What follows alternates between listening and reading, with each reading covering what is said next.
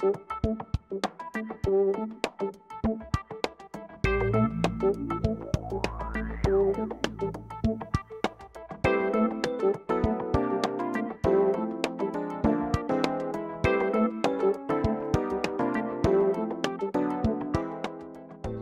History Month is a time of special tribute, of remembrance, celebration, and inspiration. This year's National Black History Month theme is Black resistance in the arts, the press, and the church, and encourages everyone to reflect on the efforts of the Black community to advocate for a dignified, self-determined life in a just democratic society in the United States. As the late Congressman John Lewis advised, our struggle is not the struggle of a day, a week, a month, or a year. It is a struggle of a lifetime. I'm Guy Sampson, the Chief of Staff to Mayor Michael O'Connor and an 8th generation Frederick native. And I'm Deja G, Business and Marketing Developer in the Department of Housing and Human Services, also a Frederick native. The great lives and material culture of Black history and Black resistance can be seen in all parts of Frederick's history and in the preservation of historic sites, buildings, and cemeteries in our area. The first library for Black men can be found in the West All Saints Street neighborhood. The South Bend Street School was the first Black elementary school in Frederick, operating from the 1880s until 1939 when its students relocated to Lincoln Elementary. Lord Nicken Street in Frederick is named for the prominent civil rights leader who helped lead the effort to integrate schools, parks, and restaurants in the city, all while steadfast in his resistance and praised for his measured responses to volatile situations. The Mountain City Elks Lodge is another well-known landmark for Black history in Frederick. In the early 1900s, the building was a 15-bed hospital for Black patients denied care because of race at the Frederick City Hospital. Today, the lodge is a frequent meeting spot for Frederick's prominent community of Black Greek letter organizations. Black Greek letter organizations originated in the early 20th century due to the ostracization and banning of Black students from joining many social organizations on college campuses. Alpha Phi Alpha Fraternity Incorporated was the first established Black fraternity, founded at Cornell University in 1906. Alpha Kappa Alpha Sorority Incorporated became the first Black sorority, founded at Howard University in 1908. Over time, there were 9 Black fraternities and sororities founded across the country, which became known as the Divine Nine. Many of our celebrated leaders within the Black community in Frederick are members of Divine Nine organizations, and they continue to foster talented individuals over the years. We are pleased to sit down with the members of Black Greek letter organizations to celebrate Black History Month and to discuss the group's contributions to bettering the Frederick community. Joining us for this panel are Christopher Artis of Alpha Phi Alpha Fraternity Incorporated, Denise Rollins of Alpha Kappa Alpha Sorority Incorporated, Torrance Beck of Omega Psi Phi Fraternity Incorporated, and Dee Jenkins of Delta Sigma Theta Sorority Incorporated. Thank you all for being here today. I would like to begin by thanking the officers and members of the Mountain City Lodge, number 382, and daughters of Madam C.J. Walker Temple 509 for hosting us today. I'd like to begin with a couple of questions. Deja and I want to ask you all some things, and so Deja, if you want to start us off. Sure. So the first question that we have for you guys is, what does Black History Month mean to you as members of the Black fraternities and sororities in Frederick? Black History Month, being part of Alpha Phi Alpha Fraternity Incorporated, actually one of the founders that started Black History Month, actually Black History Week, was Dr. Jesse Moreland, who was a member of the fraternity. So, there's a rich history with Alpha when it comes to Black History Month. Again, of course, Black history can be spread out through the entire year. But again, I do appreciate the fact that it is a time that's highlighted and focuses on the achievements of Blacks in America. To caveat to that, I did not know about Alpha Phi Alpha's member, but I know Carter G. Wilson, member of Omega Psi Phi.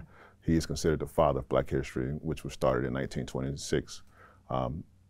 And Omega Psi Phi, actually, their Achievement Week was, our Achievement Week is held every November.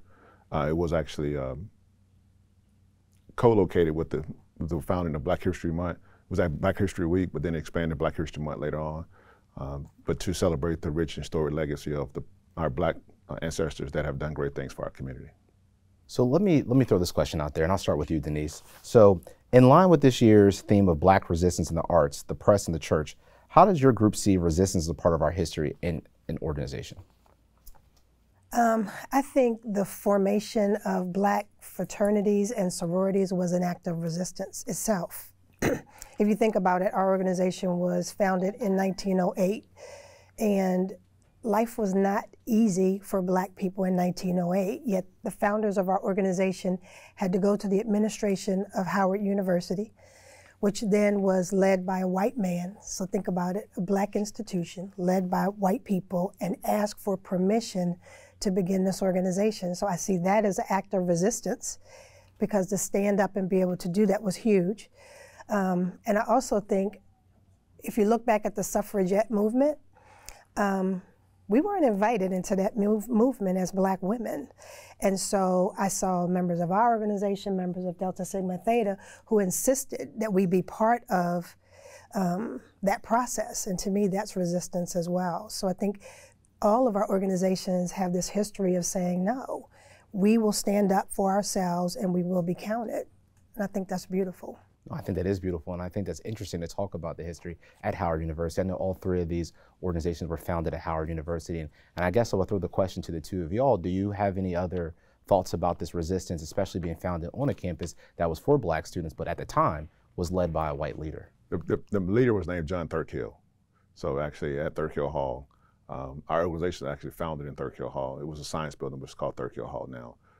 And yes, our organization experienced some of the same similarities as Alpha Kappa Alpha Sorority Incorporated. They were not allowed to become an incorporated entity because the university did not want something to go. Our founders had the vision to expand our organization globally, but at the time, the city of Washington, D.C. and the university wanted to keep it local.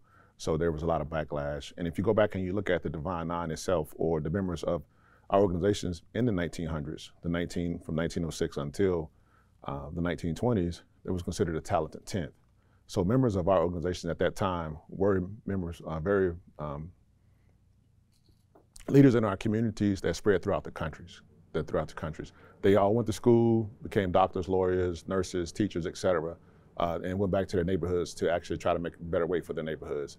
And it spread that, I wouldn't say resistance, spread the resistance, but it was a way for them to be educated to go back and try to uplift their communities. And at the time of the Women's Suffrage March that Denise had mentioned, Delta Sigma Theta, we had just incorporated in January 13th, 2013. So that was one of our first public, outings where we basically were saying, hey, you know, not just Black women, but just women all over. We want voting rights. We want to be involved in the political process. Thank you. And Chris, as a part of a fraternity that was founded on a predominantly white institution, what did the resistance look like for your fraternity during that time? Well, again, the Alpha Phi Alpha Fraternity Incorporated was birthed out of resistance. You know, these 7 Black men were on this predominantly white campus, and you know, came together and needed what I would say a way to support each other. But they also looked into the future and said there are going to be others who need this type of support. And so because they were not allowed to be a part of any other organization, they decided to create one for themselves. And so, you know, again, that just shows the persistence, the resilience of these, our founders. Yeah, no, I mean, all of you all talk about really one thing, which is resilience of these organizations and how they were founded, particularly at a time where organizations that were for people that look like us just couldn't exist. And so it's really good to hear about that at the founding of each of these organizations, that they all had a very similar theme, which is resilience and resistance. So the next question that we have for you guys is, as the Black leaders in our city, what do you want other residents to know about your lived experience here in Frederick? My lived experience in Frederick, of course, it has been okay. Frederick is a safe place. It's a safe place to live. Have I faced racism in Frederick? Absolutely, absolutely. But I know that I can navigate freely, and I know that I have a voice. And if I need to be heard, I know those avenues to go to get heard. And I just think that it's very important that we as citizens, all people, get on these boards and serve so that your voice and you can have a seat at all of those tables. Because that's just paramount important, especially in this county, in this city where we're like, what, 16% of the population? Yeah. So every 100 group of people, there should be at least 16 of us sitting there and representing our people. I was going to go last because I think I'm the youngest. I've only been here 10 years, not the youngest. As far as and as actually living in Frederick County, I'm a transplant. I retired from the military. So I have a different aperture, being that I've lived a few other different places. But this is, I can agree with what you said about being safe. I do feel positive about Frederick. Is moving in the right direction. It's progressive. Everyone is included. It is from the mayor. When you see the mayor, his and the aldermen, their campaign, their slogan, their speeches, everyone's included, as well as even in the county executive. So it is a place that you can come, you can achieve, you can do the things that you want to do if you set your mind to it. My lived experience in Frederick is one of being born and raised here. I was raised on South Bench Street in the house that my father was raised in and my grandmother was raised in. So there's this legacy of family and community that is, I think, super strong. It's one of the reasons why I never wanted to move somewhere else. But that doesn't mean I've had this great history in Frederick. I was nurtured in the South Frederick environment where you knew your neighbors worked there and they looked out for you and they were in the cafeteria. But at 8, I changed over to the county. And when I got to high school at Linganore, I was probably called the N-word more times than you can count.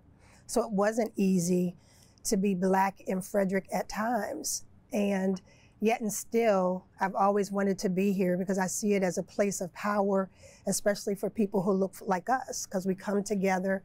You know, in some communities, people are segregated by more than just race.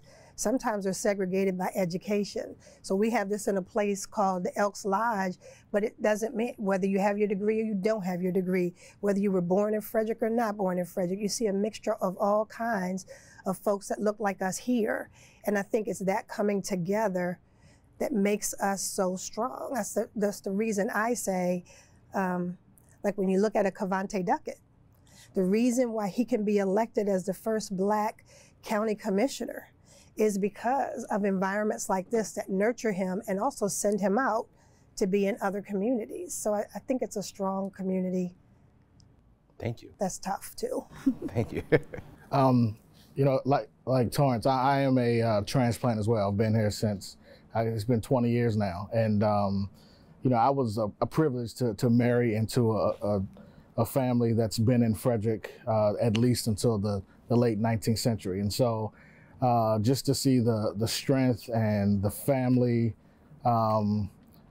that they possess, you know, that the cohesiveness, you know, we still worship in a church that was built by the family, that's over 110 years old.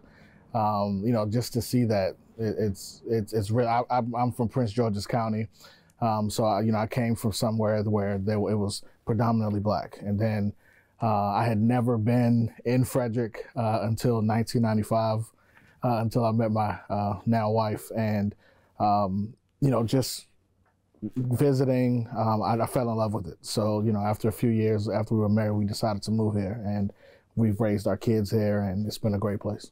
Thank you. I appreciate that. And you know, the saying goes, if you weren't born in Frederick, you're not really from Frederick. So I appreciate y'all understanding that. And so let me throw this question to the two of you who were born in Frederick. Talk a little bit about, you know, over the decades, we've seen some progress that we talked about. You mentioned Cavante, you mentioned us at the table being able to speak, the fact that we're all in this room right now and we're celebrating 100 years, there's progress that has been made. But could you two address some of the challenges that still exist in Frederick and what we think needs to be addressed? Okay, some of the challenges. Well, first of all, you're talking about some of the positive changes. I started off with Denise's dad.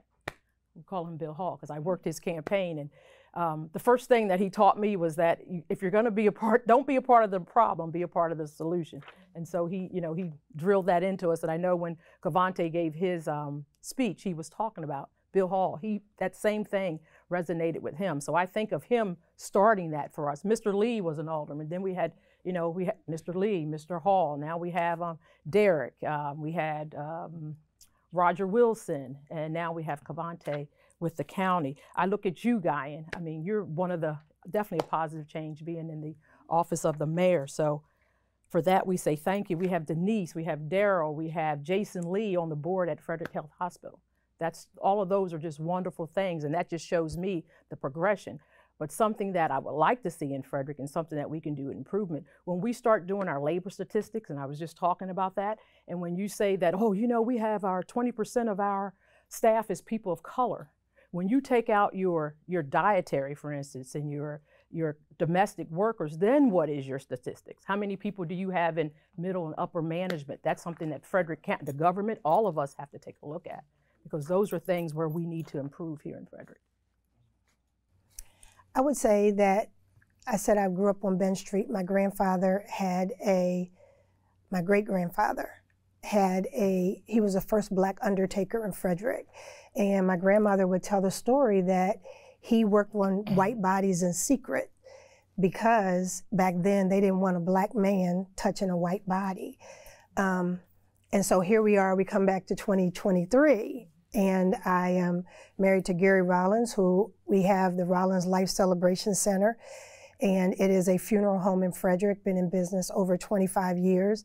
But yet there are still people who would not come to us in this city because he is a black man and they don't want him working on white bodies. So as much as we have improved and we're on those boards and all of that Dee said, we also have a ways to go. And I think if you look at the leadership of this city, I often say we used to be a good old boy network and now we're a good old girl network. And that's white women. But where are we, especially as black women, at the table? You don't see us. You see a few black men. But as black women, we're not there, and that's ridiculous because we're educated, we're experienced, we're all of that. But it goes back to when I remember when I started in corporate America, and my mother said to me, you're black and a woman. You're going to have to work twice as hard and get half as far, suck it up. And in many ways, 30 years later, it's still the issue in Frederick. And we have to change that. No, you're right. And I think you're right about where we need to see black women at the leadership table. I am very happy, though, to report that our superintendent is a black lady, our president of FCC is a black lady. And so you're right. I mean, I think that the progression still needs to be there. And also talking about how the statistics across the county needs to change in terms of our management. I mean, it's not always about the head of the organization. Sometimes it's the middle managers, the directors who lead the departments who need to look like us. And go ahead. And the other thing, one of the challenges, I was going to say a lot of what Dee said about the positives, but the challenge is one of the largest to me is in the school system. We have a very, very low amount of administrators and teachers that are in Frederick County Public Schools. And so that, to me, and I think the new superintendent, Dr. Dyson, is working to increase that, working to deal with that.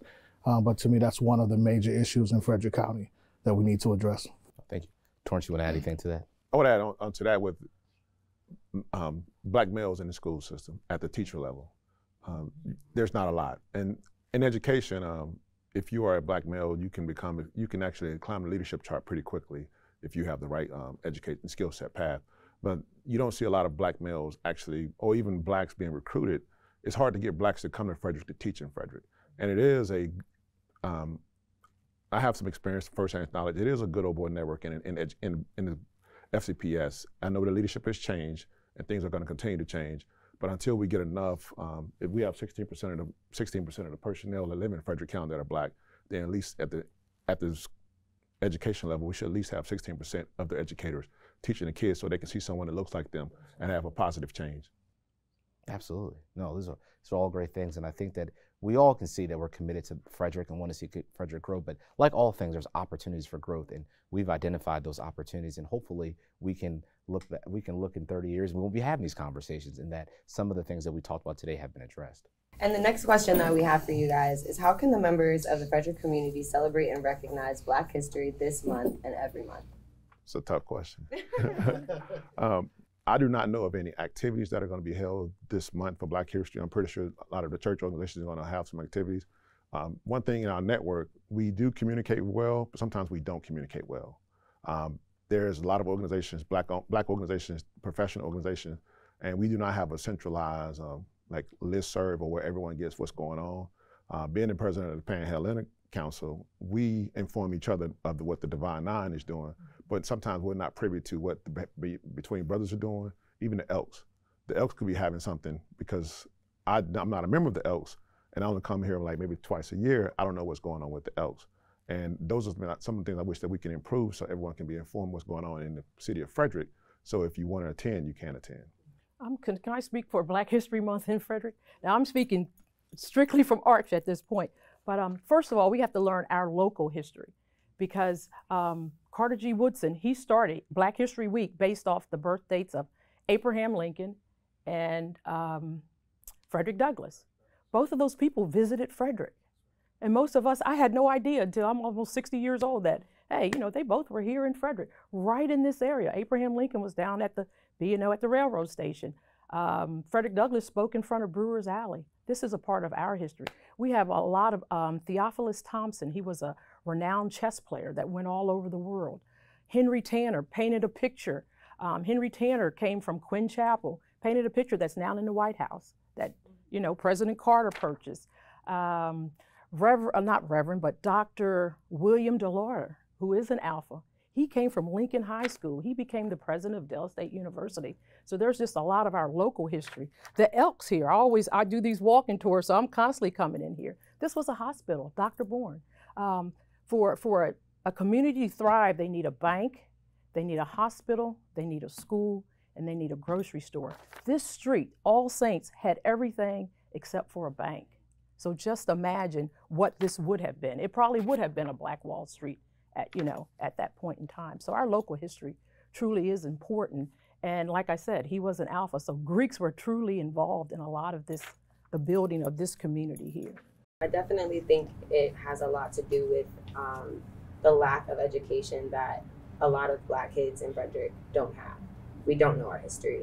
I did not find out about a lot of things, even our great-grandfather, until I was 18 years old. And I took a tour of the Black city of Frederick, this street. I didn't know that that was a big part of the history of Frederick. I just knew that this Elks Lodge was something that was where Black people came and gathered and could celebrate.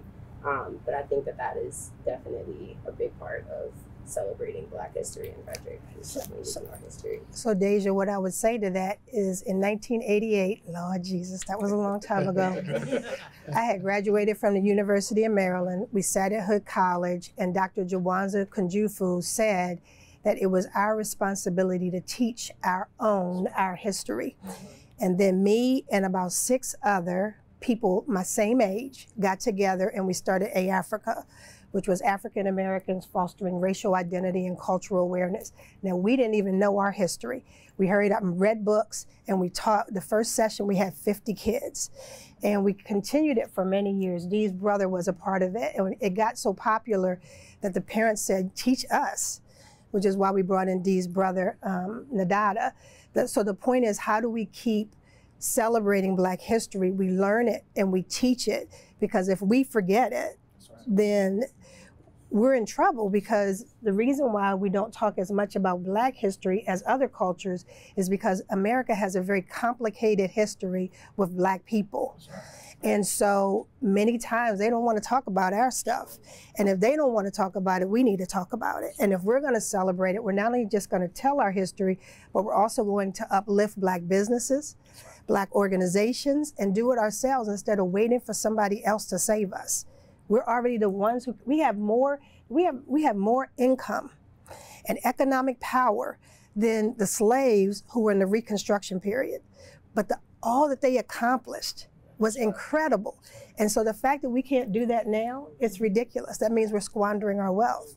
So we should be able to do it for ourselves and ask other people for help. But primarily, we need to take care of our own. Yes, Denise hit it on the head. One is we need to make sure that we're educating first ourselves, and we're educating our children. But again, we need to make sure that we're, patroning these Black-owned businesses in Frederick. I mean, there are a lot that are thriving, a lot that are doing very well, and we need to make sure that we are supporting them. Just thinking about some of the history again that's here in Frederick, it just blows my mind. But we need to make sure that we're not just busy living life, just busy trying to achieve just for achievement's sake, right? We need to make sure that we, like our ancestors, we're doing things that we're reaching back, trying to help others, maybe get where we are, even get further where we are. So I totally agree.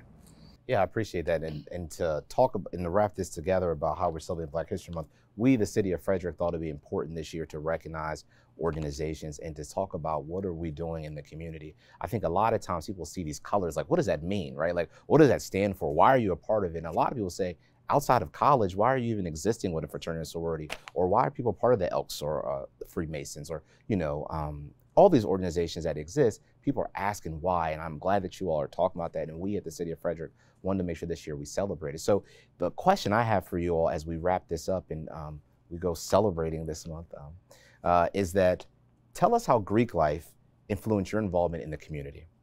And we'll start with you, Chris. Being an alpha man, it's given me a platform just to be able to utilize a lot of the programs, the national programs that we have. For example, our voter awareness program. A voteless people is a hopeless people.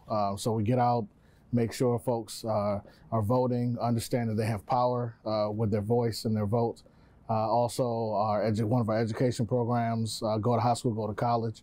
It's been a great experience being able to work with some students just to see, really their eyes light up when they achieve, and they it's like this light clicks and like, wow, I can do this. I can because they made it believe that Frederick is all that's available to them. So for me, Alpha Fraternity Incorporated has allowed me just to shine a bigger light on the things that I was able to do growing up. I was raised in a household where you were expected to give back, no question. And so when I went to college and they had this organization that community service was a lifetime commitment, it just came together. I love that we're the first Black sorority. I'm proud of that. I'm also proud of all the sororities that came behind us. I think that we wear different colors, but we are a sisterhood. And so I think that is what it's done for me. And then when I look in current day, in the last 4 years, our international president on one day told us she wanted us to raise money for historically Black colleges and universities. In the first 3 years, in 24 hours, we raised $1 million. The fourth year, in 24 hours, we raised $2 million. What that says to me is we have power beyond what we know. And that doesn't have to be internationally for Alpha Kappa Alpha. What if in Frederick, one of our churches needed money, and we went to the Black community and said, in the next 24 hours, we just want you to give? What difference could we make? What could we do at Sunnyside or some of the churches that really need it? That's what we used to do anyway. We used to help each other.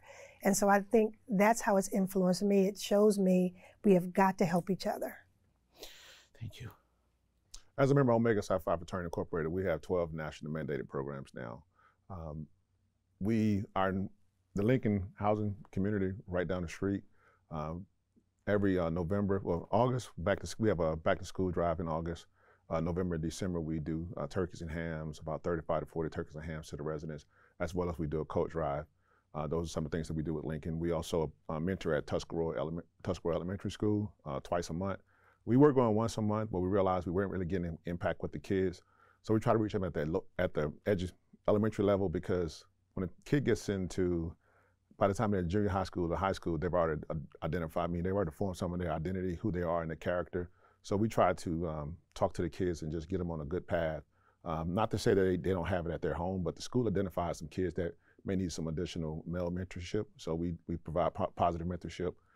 We have a few more programs that I listed 12, but I'm not going to go through all, but we did have a voter registration drive twice in October. We did register some people to vote. And so we're really involved with our community. Sometimes you may see us, you may not see us. We don't take a lot, we don't put things in the newspapers, we don't write about it, we just do the work. And as I mentioned to you, this street, as well as Patrick Street, our barbershop, about 5 or 6 of my fraternity brothers, we all go to the same barbershop. And there's several brothers of your fraternity that come to their barbershop. There's several Black men, positive leaders that go to their barbershop where men can get together and talk and just have conversations. And from that conversation, you can identify some of the things that need to be done in the city of Frederick. And as Denise said, my mother and my father, they both did public service and volunteered in the community. So that was something that was easily passed upon to me. And my organization, we look for opportunities to help in the community as much as we can. Thank you. And like Denise, I was born and raised here, so I've been a community servant for as long as after college, coming back home, I just started and I continued in it. Part of Greek life in the community service is a great networking opportunity. A lot of us probably do a lot of the same things. I know we're at Lincoln Elementary School. We go out and do things for our senior citizens. Voter registration is big because voter registration in this town, in any town, is voter education. And that's been a pivotal piece because since Joe Biden has been in office, you have a lot of politicians now at the state level who basically, there's 30 states now trying to overturn some of our voting rights. So that's a key education piece that you have to get out when you're doing voter registration. So that's a part of a big part of community service at that point, is to get those numbers and statistics out there to say, hey, this is a reason why we got to vote. And don't find it strange that Roe v. Wade now is overturned, because you had a person in place who had his people in place at those other elections where I'm like, I'm not sure if I'm going to go out and vote today. But we need to vote at the state and at our local level to get people out here so that this person doesn't get to appoint 3 Supreme Court judges to get that overturned. So we're just truly been very involved in our community. Well, thank you all for sharing that information with us. I appreciate it. In Torrance, we can't walk away without thanking our barbers at SOB Barbershop. That's important for us to say that. But we appreciate you all sharing your experience with your organization and sharing with the city of Frederick the things that you all are doing and the impact it's had on you. Do you have any other questions you want to ask them? It was an absolute honor interviewing you all. Thank you all for taking the time to interview with us today. We really appreciate it. The city of Frederick is committed to celebrating Black history, as we believe Black history is American history. And again, as we close this out, I want to thank the members of the Mountain City Lodge number 382 as they celebrate their 100-year anniversary. Thank you all. We are deeply grateful to our panel of speakers who sat down with us. We also want to recognize the groups not present, but also active members of the community. Kappa Alpha Psi Fraternity Incorporated, Phi Beta Sigma Fraternity Incorporated, Zeta Phi Beta Sorority Incorporated, Sigma Gamma Rho Sorority Incorporated, and Iota Phi Theta Fraternity Incorporated. Let us celebrate the importance of Black History Month in society this month and all year, using the following quote from Lord Nickens to inspire us. If you do your part in life to upset those ills and those wrongs that are inflicted upon all colors of people, your body and your soul will feel free.